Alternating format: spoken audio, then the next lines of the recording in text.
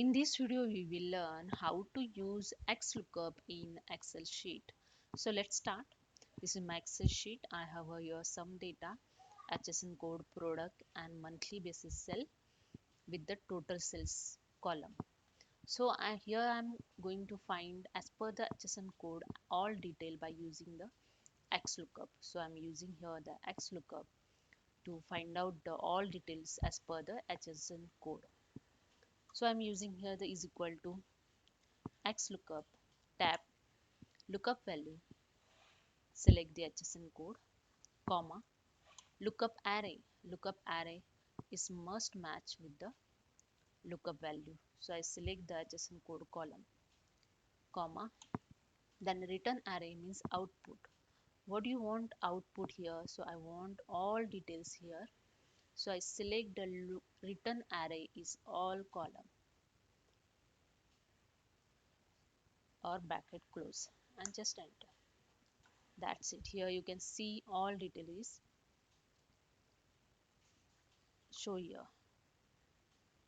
See XYZ 002 HSN code, all detail will be match here.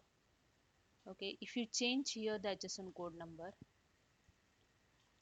and just enter, you can see here all detail will be changed as per the HSN code. There is a second way I will show here the same. Here the lookup value is a product. As per product we want here all details. So is equal to Xlookup tab lookup value is a product, comma, lookup array is a product name, comma, and return array means output. So we want output from all column. So I select the all area and bracket close. You can see here all data is given here as per the product. So if I select the AC product, you can see here all data is matched.